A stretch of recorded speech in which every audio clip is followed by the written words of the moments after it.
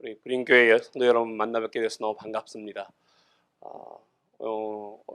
LA에 계속 태풍이 온다고 하는 소식 때문에 많은 사람들이 긴장도 하고 준비하고 어려워하는 그런 가운데 우리 오늘 같이 연합 예배를 드리기로 했는데, 우리도 적지만 또 그린교회 성도님들도 적다 했는데 더 적게 모이면 어떡할까 조마조마하고 좀 걱정이 되었습니다.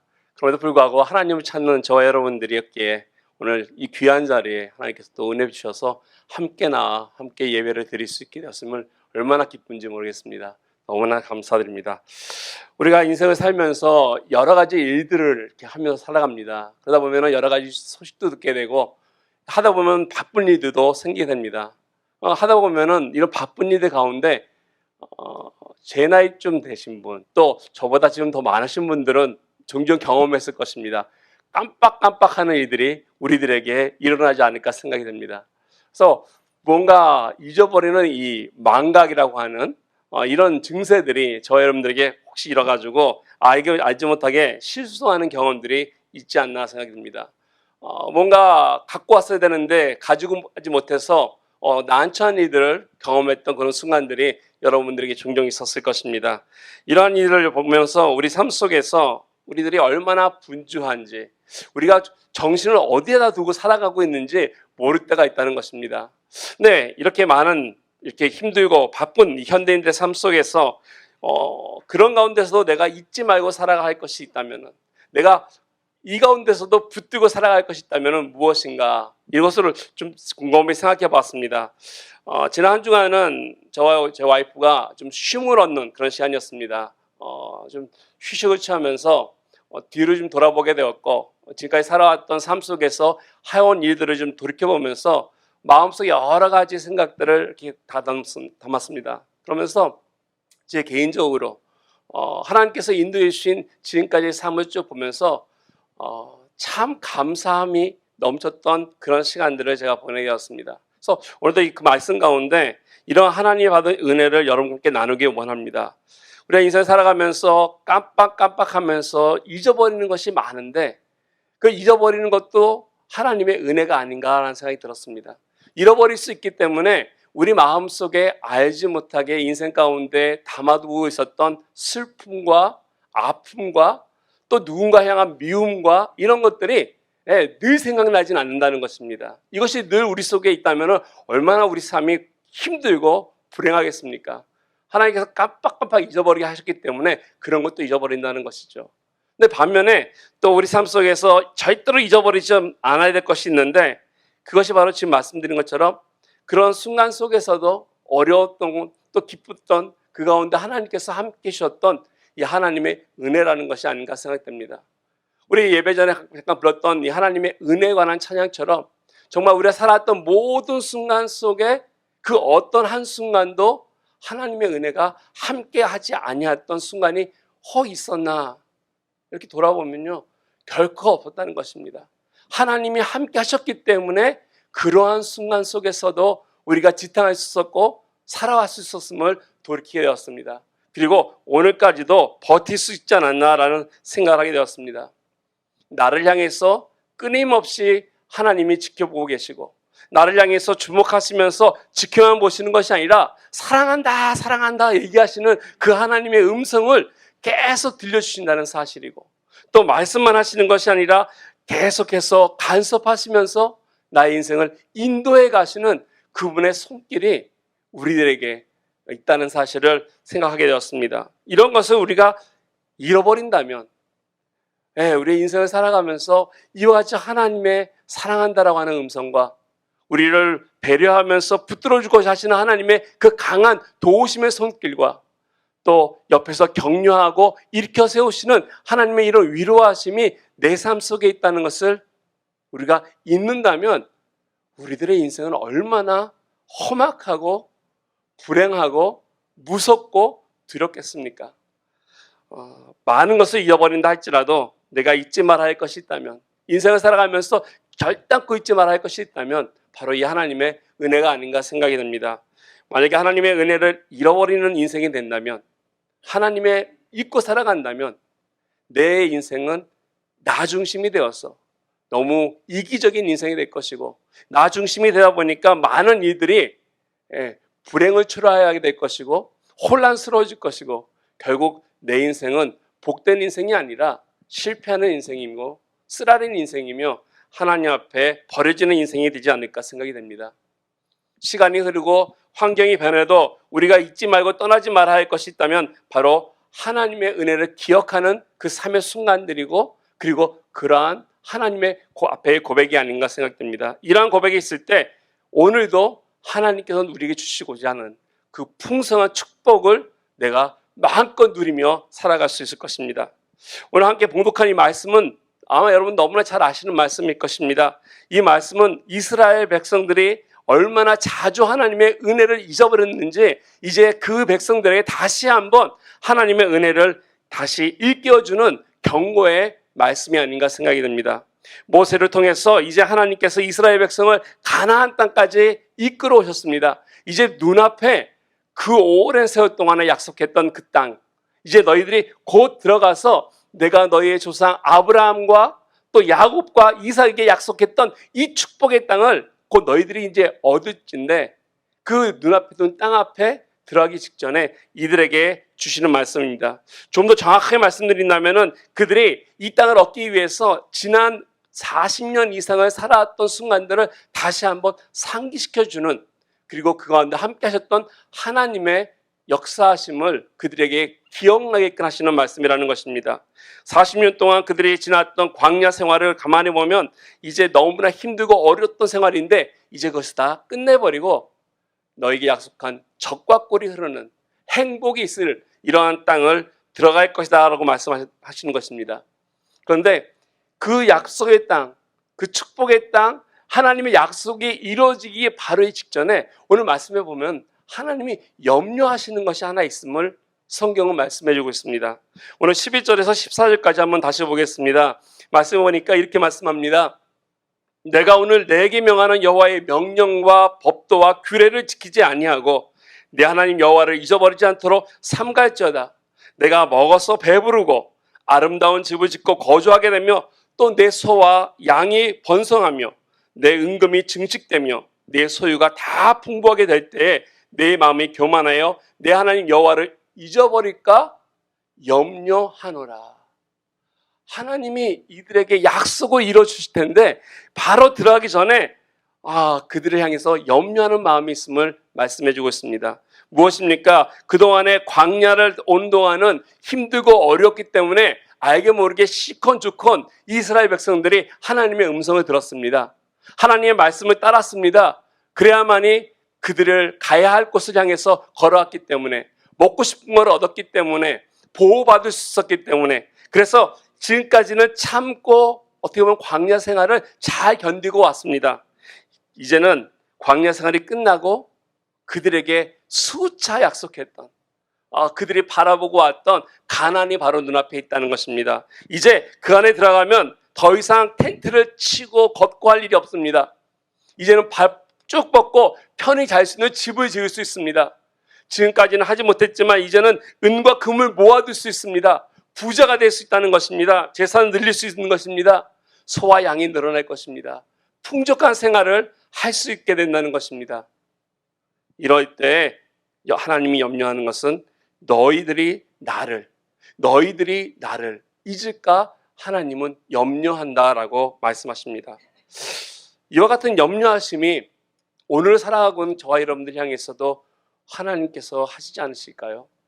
하나님을 향해서 사랑한다, 축복한다, 돌봐주고 계시고 함께 하셨음에도 불구하고 늘 우리를 향해서 바라보시는 그 마음 한구석에는 우리를 향해서 이러한 염려하심이 있지 않을까.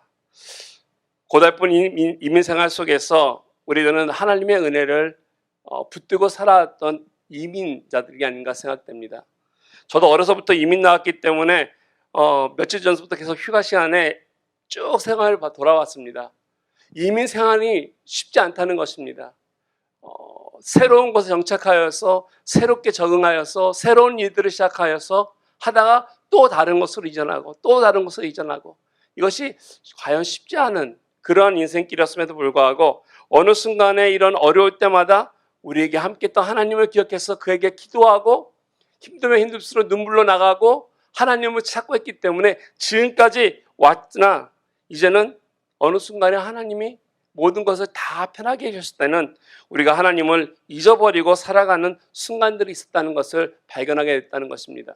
세상의 재미로움과 또 세상의 좋은 것들을 향해서 하나님이 주신 것들을 깜빡깜빡 잊어버리고 하나님을 등지고 살아갔다는 것입니다. 다른 건 몰라도 내가 인생 살아가면서 세상의 것을 즐기면서 동시에 내가 하나님 것을 잊어버린다면 그것은 정말로 하나님 앞에 살아가는 저와 여러분들의 인생에서 가장 불행을 초래하는 그런 시초가 아닌가 생각됩니다. 오래전에 제가 어떤 칼럼에서 읽었습니다. 중앙일보 칼럼에서 쓴 건데요. 어느 목사님이 그 칼럼에서 쓴 것을 기억납니다. 한 20년 전 일인데 제가 다 갖고 왔습니다. 그 당시 20년 전이면 아마 미국의 예전과 너무 달랐던 것 같습니다. 그러면서 그분이 쓴 것이 이렇게 나왔습니다. 예전에 좋은 영향력을 끼치지 못하는 어떤 무기력함이 미국 사회 속에 보인다는 것입니다. 그러면서 이와 같은 좋은 영향을 끼치지 못하는 무기력함에 나타나는 현상이 어떤 정치나 경제나 이런 불안함보다도 그것을 쓴 칼럼을 쓴 목사님의 견해는 이랬습니다. 그것은 그 당시 미국 사람들이 그들의 마음속에 하나님의 이름을 잊어버리고 있다는 것입니다. 자유라고 하는 미명하에 고등학교에서 성경 공부와 기도 모임이 중지가 되고 또 폐지가 되고 다른 종교 사람들을 향해서 마음의 부담이 된다는 이유 때문에 크리스마스라고 하는 단어를 사용하지 못하고 이 크리스마스에서 크라이스트를 지워서 홀리데이라고 부르게끔 하고 십계명판을 떼어내고 십자가를 내리라고 하는 명령이 내려지고 심지어 우리가 잘 아는 미국 화폐 1달러사에 적혀있는 그 뒤에 있는 In God we trust라고 하는 그 이 구절, 우리는 하나님을 믿습니다라고 하는 이 구절까지도 우리는 삭제해야 한다라고 하는 이런 이야기가 미국 사회에 공연이 했을 때 미국이 위기를 맞고 있다라고 하는 칼럼을 썼습니다. 이게 20년 전의 일인데 오늘 어떻습니까?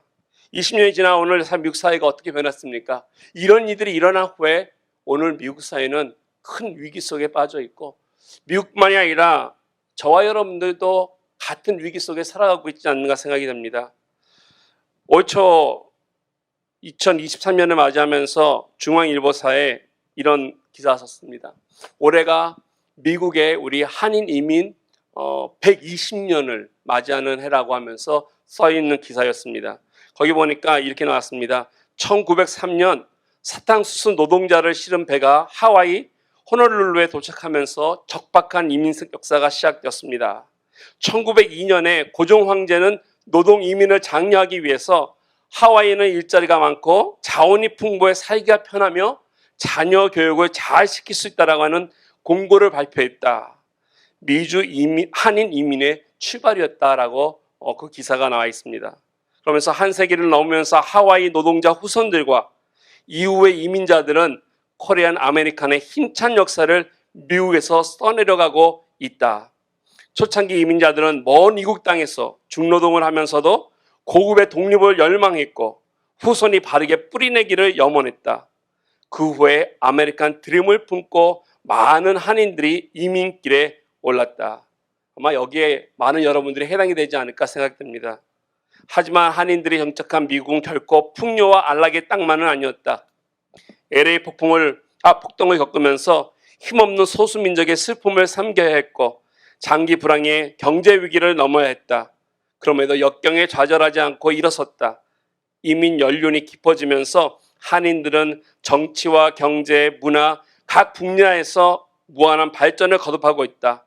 위상이 높아진 조국도 우리에게 자긍심을 느끼게 한다. 시련과 인내와 이런 시간들은 한인 커뮤니티를 빛나게 하는 역사로 승화시켰다. 중앙일보 기사는 올 초에 우리 한인 이민 역사를 다시 한번 재조명하면서 얼마나 우리들이 힘들고 어려웠던 이민사를 살아왔는가를 쭉 썼습니다. 그런데요, 저는 이것을 보면서 한 가지 이 이민 속에서 빠졌던 것이 있다면 이것이 아닌가 생각됩니다. 아마 미국도 제가 살았던 남미와 다르지 않다 생각됩니다. 우리 한국 사람이 제일 먼저 모였던 이런 기관들이 있다면 그게 교회가 아니었나 생각됩니다. 교회를 통해서 하나님을 바라보면서 어려울 때마다 무릎 꿇고 기도하며 그 역경을 이겨냈던 것이 우리 한인 이민 단체, 우리 사회가 아니었나 생각됩니다. 하나님을 향한 믿음으로 교회를 세우고 기도하면서 역경이 찾아올 때마다 하나님을 찾았습니다. 아마 여기와 함께 예배드리는 브림교회 성도님도 그럴 것이고요. 저와 함께 우리 예배드리는 우리 올림교회 성도님도 이와 같은 하나님을 찾기 때문에 우리가 예배의 자리에 나오지 않습니까? 세월이 지나고 또 환경이 변했다 하더라도 우리가 살아가면서 풍요롭지 못하고 돈을 많이 벌지 못했다 할지라도 또 내 몸이 건강치 못할지라도 경쟁력이 떨어졌다 할지라도 우리가 가장 중요하게 여기면서 잊지 말아야 할 것이 있다면 지금까지 많은 시간 속에 많은 사건 속에 우리가 잊지 말아야 할 것은 하나님이 함께 하셨다는 하나님의 은혜라고 하는 사실입니다. 이것을 잊어버린다면 우리의 인생은 가장 위험한 순간을 맞이하게 됩니다. 이런 의미에서 어떻게 해야만이 우리가 하나님의 은혜라는 것을 순간순간 매 순간 잊지 아니하고 우리가 살아가면서 진정으로 하나님이 나를 향하신 하나님의 높고 큰 그 뜻을 그 목적을 이루며 살아가는 인생이 될 수 있을까? 우리 한번 이 시간 말씀을 통해서 교훈을 얻고자 합니다. 어떻게 해야만이 바른 인생 속에 하나님의 중심이 되어서 내 인생에 하나님이 주시고자 하는 축복된 삶을 누릴 수 있을 것인가? 첫 번째 비결이 오늘 15절 말씀에 잘 기록이 되어 있습니다. 그것은 바로 첫 번째는 광야라고 하는 시절을 기억하는 것입니다. 우리를 힘들게 하고 어렵게 했던 순간들을 우리가 다시 한번 생각해 보면서 그 가운데 그걸 통과할 때 하나님이 함께 하셨던 그 은혜가 있음을 기억한다는 것입니다. 그 15절 말씀에 너를 인도하여 그 광대하고 위험한 광야 곧 불뱀과 전갈이 있고 물이 없는 간조한 땅을 지나게 하였으며 또는 너를 위하여 단단한 반석에서 물을 내셨다라고 하나님은 말씀하고 계십니다. 광야는 끝이 안 보입니다. 답답합니다. 가도 끝이 없는 사막길입니다. 방향이 정확하지 않습니다. 어디 가서 쉬어야 할지 잘 모르는 것이 광야입니다. 뿐만 아니라 이런 광야 속에 얼마나 많은 위험이 있는지 말씀 속에서 알려주고 있습니다. 전갈이 있었고요. 불뱀이 있었고요. 이와 같은 것들 통해서 우리를 상하게 하고 힘들게 하고 넘어지게 하는 독소 같은 존재들이 있는 것이 광야였음을 말씀해주고 있습니다. 뿐만 아니라 이 광야에는 우리가 살아가는 데 필수적인 물이라고 하는 것이 부족하다는 것입니다. 목마름이 있는 것입니다. 해소되지 않는 갈등이 계속 끊임없이 있는 것이 광야라는 것입니다. 먹을 것이 없습니다. 굶주림의 연속이라는 것이죠. 이처럼 가도 끝이 보이지 않는 이와 같은 광야의 인생길에서 먹을 것도 입을 것도 없는 마실 물도 없는 이러한 속에서 전갈과 불뱀의 위험 속에서 우리가 살아가는 시간들이 있었다는 사실입니다. 여러분이 기억할지 모르지만 그런 순간들이 저와 여러분의 인생길에서 있었다는 것이죠. 그런데 이것을 우리가 어떻게 지나왔습니까? 하나님의 은혜로 통과했다는 사실입니다. 그러한 순간들이 우리에게 반드시 있었고 분명히 있었는데 그 순간들을 우리가 하나님의 은혜로 지나왔음을 말씀을 통해서 상기시켜주고 계십니다. 낮엔 뜨거운 태양빛을 막아주시기 위해서 구름기둥으로 그들을 이스라엘 백성들을 인도하셨고 밤에는 불기둥으로 인도하셨으면서 또 목마를 때는 반석을 통해서 그들에게 목을 축여주시고 굶주릴 때는 만나를 주시고 매출하게 보내주셔서 배불리게 하셨습니다. 하나님의 은혜로 그들이 지금까지 광야 생활을 마치고 이제 모압 평지 앞에 가나안을 바라보면서 다다르게 된 것입니다. 그들을 사랑하고 돌봐주시고 인도하셨던 하나님의 은혜를 기억해야 할 때에 그들은 다시 하나님 앞으로 돌아올 수 있음을 오늘 본문은 우리에게 말씀해 주고 있습니다. 여러분 이민 초창기에 처음 고국을 떠나서 이곳에 와서 큰 꿈을 가지고서 오셨던 순간들이 있었을 것입니다. 그러나 그 꿈을 이루기 위해서 얼마나 많은 아픔과 고통과 시행착오를 위해서 좌절과 실패를 맛보지 않으셨습니까? 그런 순간들이 저 여러분들에게 얼마나 많았습니까? 눈물 없이 정말로 밤을 지새웠던 그런 순간들이 저 여러분들에게 있었을 것입니다. 우리 과거 속에서 아픔이 없던 사람들이 그 누가 있겠습니까? 뿐만 아니라 우리들은 죄악 가운데 있던 사람이었기에 하나님께서 그런 순간 속에서도 무조건적인 사랑으로 우리를 붙들어 주시고 따지지 아니하시고 사랑으로 함께 하셨다는 것을 이 시간 기억하시기 바랍니다. 내가 잘났어, 내가 열심을 내서, 내가 건강했기 때문에 여기까지 온 것이 아니라, 내가 많은 일을 했기 때문에 다다른 것이 아니라, 나의 노력으로 온 것이 아니라, 나이가 오늘 이곳에 온 것은 하나님의 은혜가 함께했기 때문에 그러한 광야를 지나갔다는 사실을 우리는 기억해야 할 것입니다. 우리가 하나님이 나와 함께 했다는 것을 기억할 때 나 중심으로 살았던 이 순간에 다시 하나님을 향해서 하나님 중심으로 내 인생의 방향이 바뀌어질 수 있습니다. 우리에게 주어진 모든 축복이 그냥 주어진 것이 아니라 하나님이 함께 했다는 것을 기억해야 할 것입니다. 두 번째로 이와 같이 하나님의 광야의 시절을, 하나님께서 주신 그 은혜의 시절을 기억하는 것이 필요하다면, 두 번째로 필요한 것은 우리 마음속에 하나님의 말씀을 기억하고 새겨야 한다는 것입니다. 11절 말씀에 보면은 하나님의 말씀을 우리 마음속에 새겨야만이 이와 같은 은혜를 저버리지 않는다는 사실을 우리에게 말씀해 주고 있습니다. 11절 보니까 내가 오늘 내게 명하는 하나님의 명령과 법도와 규례를 지키지 아니하고 내 하나님 여호와를 잊어버리지 않도록 삼가할지어다. 하나님께서 이스라엘 백성들에게 많은 명령을 주시고 법도를 주시고 또 규례를 주셨습니다. 그들은 그 전까지만 해도 이와 같은 하나님의 명령과 규례와 법도가 없었던 백성이었습니다. 오늘날 말씀드린다면 이 이스라엘 백성들에게 하나님께서 이제 너희들이 지켜야 할 말씀이 있다는 것을 주셨다는 것입니다. 왜 그렇게 했습니까? 오늘 11절 말씀해 보니까 말씀을 주신 이유는 다른 것이 아니라 하나님을 잊지 말기 위해서, 그래야만이 여호와를 잊어버리지 않기 때문이다라고 했다는 것입니다. 내 마음에, 내 삶 속에 내가 하나님의 말씀을 기억하고 말씀을 새기고 있다면 우리는 하나님을 떠나지 않는다는 것입니다. 하나님을 잊지 않는다는 것입니다. 이 말씀으로 하여금 하나님이 어떤 분인지를 다시 한번 일깨워주고 하나님이 어떤 분인지를 알아가게 하고, 내 인생 가운데 비록 내가 실패하고 아프고 어려움을 겪는다 할지라도 말씀을 통해서 내 인생이 중요한 것이 아니라 이 말씀을 통해서 하나님이 어떤 분임을 나의 마음속에 새김으로 인해 다시 한번 하나님을 바라볼 수 있다는 것입니다. 이에 대해서 좋은 케이스가 있는데 복음서에 보면은 베드로를 여러분 잘 아실 것입니다. 우리 베드로가 열심히 주님을 따랐지만은 그러한 실수를 하지 않았습니까? 예수님이 잡히던 날 밤에 그는 예수님을 철저하게 부인하는 실수를 범했던 사람입니다. 한 번도 아니고 두 번도 아니라 세 번까지 그는 철저하게 나는 그를 모른다 부인했습니다. 부인뿐만 한 것이 아니라 마태복음에 보면은 마지막에 보면 저주까지 하면서 예수님 부인했다고 하지 않았습니까?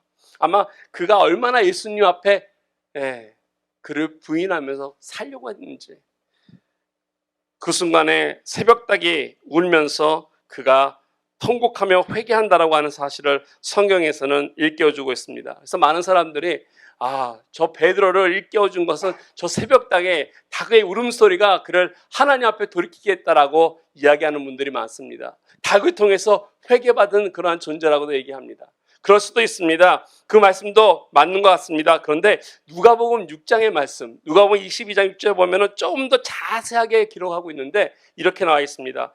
베드로가 주의 말씀, 곧 오늘 닭 울기 전에 내가 세 번 나를 부인하리라 하신 말씀이 생각이 나서 그가 나가 심히 통곡하니라.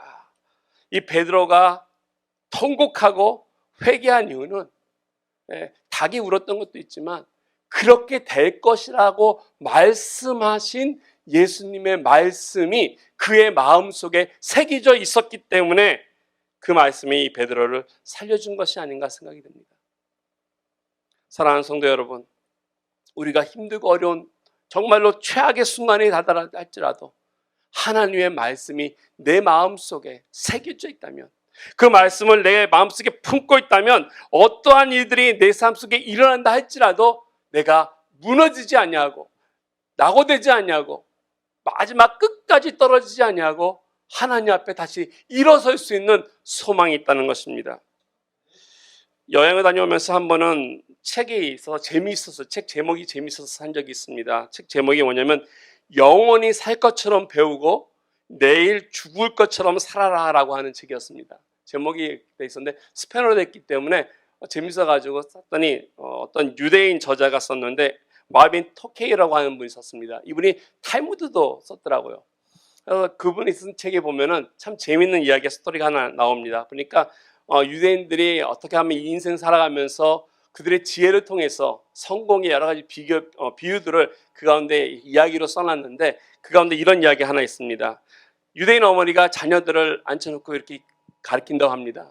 지도할 때 이렇게 얘기합니다. 만일 우리 집이 다 불이 타가지고 우리가 가진 것을 다 잊어버리고 또 혹은 강도가 들어와서 우리 거 다 빼앗아 갔을 때 너는 이 가운데서 하나를 가져간다면 무엇을 가지고 단언하기를 원하냐 하면은 그 아이들이 이렇게 얘기한다고 합니다. 그 얘기 들으면은 나는 돈이나 금이나 보석 같은 거 챙겨서 하겠습니다. 그러면 엄마가 이렇게 힌트를 준다고 합니다. 아니야 그런 거 가져가면 안 돼.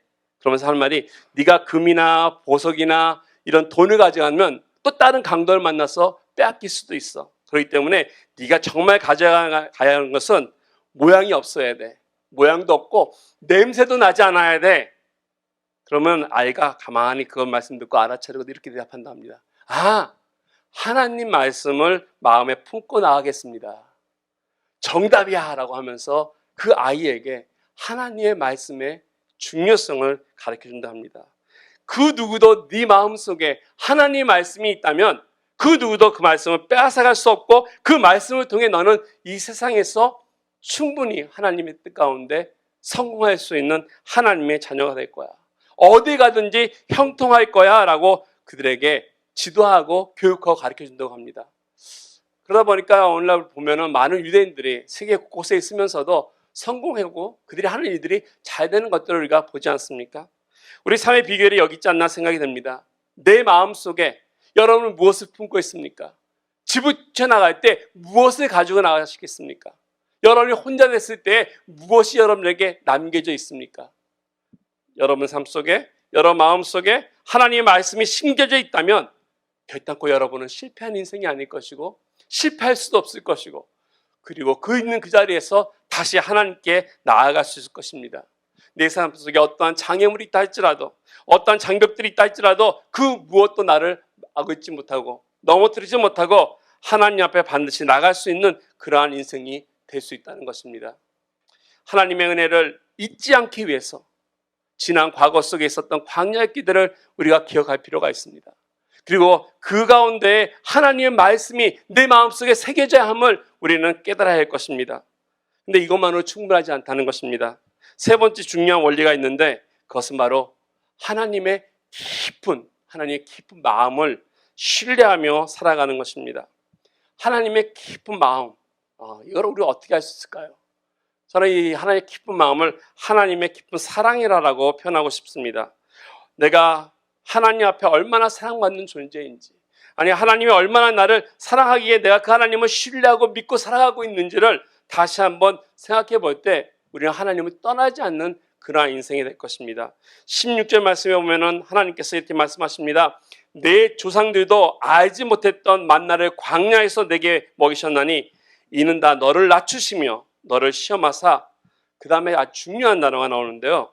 마침내 내게 복을 주려 하셨음이니라. 이 말씀에 의하면 하나님의 우리 인생길을 평탄케 한다고 약속하지 않으십니다. 내가 행복한 인생만 살아갈 거라고 우리에게 약속하지 않는다는 것입니다. 우리의 인생은 평탄치 않고요. 굴곡이 있습니다. 높아지기도 하고 낮아지기도 합니다. 하나님께서 그렇게 하십니다. 사실 여기 점잖게 표현했기 때문에 낮추신다라고 이렇게 했지, 이거는 우리를 힘들게 하시는 거죠. 우리가 교만해지고 좀 튀기 시작하면은 하나님 우리에게 향해서 매를 드신다는 것입니다. 채찍하시고 나를 쳐서 부신다는 것입니다. 심지어 나를 시험도 주시고 시련도 주시고 연단하시면서 내 인생 속에 얼마나 많은 어려움들이 있음을 하나님께서 미리 말씀해 주셨습니다.